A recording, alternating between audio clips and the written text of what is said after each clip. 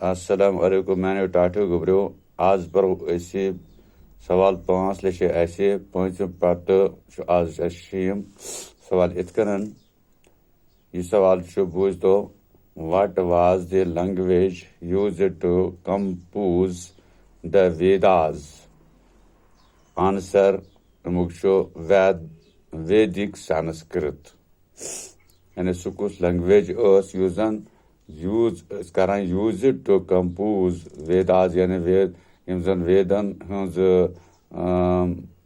वेद किताब आस तुम लेखान तमो सुकुस लैंग्वेज वैदिक संस्कृत तो अम पम question what is the literal meaning of the Upanishad what is the literal meaning of Upanishad answer अमुक approaching second sitting near approaching second sitting near यानी दुयम पान सत बहनुक हाँ युजन दुयम आसे नफर सु पान सत यानी नजदीक बहन वना उपनिषद so 8th part show name a famous woman Upanishadic thinker दपान तम जन हुंद नाव वनु हाँ फेमस यूजन मशहूर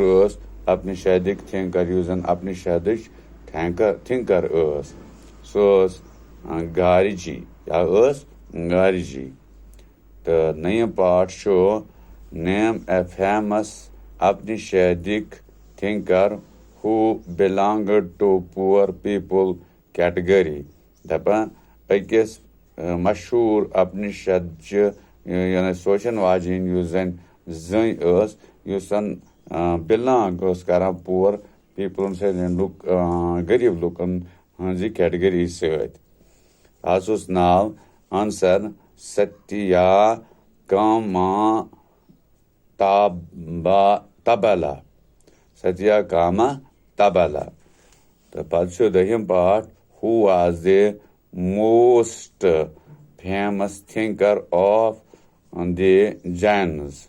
Jains hun sarve kos Jan यानी सोचन वोल कुस ओस अमिस नाव वर्धमाना महावीरा तो पे कहम महावीरा जैना belonged to which संघा दपान यह कत संघा सत ताल्लुक थावान कुस Mahavira Jaina answer he was a kshatriya prince of the Lichchhavis a group that has part of Vajji sangha इधर बहिम part who was Jainas? Answer: followers of Mahavira were known as Jainas. Throwing part: thirst or desire. Thirst or desire to get something is known as tanha.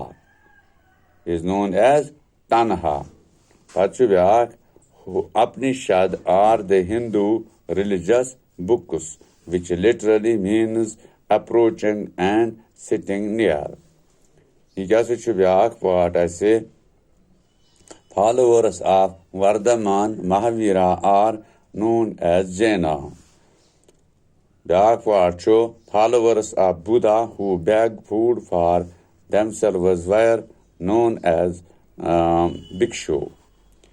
Ashrama is a stage of life. And Gautam Buddha was the founder of Buddhism. Kushanara, where did the Buddha die? Where did the Buddha die? Kushanara. And in Prakrit language, the Buddha taught to the ordinary people. Pachu, a certain back part, Vedic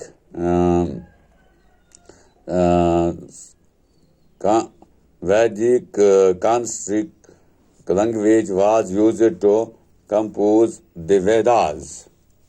Empathy back part essay Gobyo Itkanan. Which of these was a famous woman Upanishadic thinker? That was now Gargi, who was Pannani. This was now Grammarian. Pachubyak Pannani created about. Atlakun 3,000 formulae by arranging the vowels and the consonants in a special order. Dakshu Atman is a permanent in the universe that would last even after death. Pachubyak part Ahimsa, not killing any living thing. Pachubyak part Sangha, where associations of Jainas and Buddhas. Part show Bhikshu is a Prakrit word for beggar. It show part Vihara are permanent shelters made to city for Jaina and Buddha monks. A Pachubyak part last took I say monastery vihara or monastery are one and same thing for shelters. The क्या सगो इस end lesson कहानी हों तो यम सवाल एक जो सारी ताकि पत करियो याद अति कैसे एग्जाम्स में जरूरत उस चैप्टर शेम उसने तो आज यूत इंशाल्लाह रहमान आयन वुचो क्या आस किस्मत मज बशर्त जिंदगी तत वातनो तह ब्रोह कन ठीक।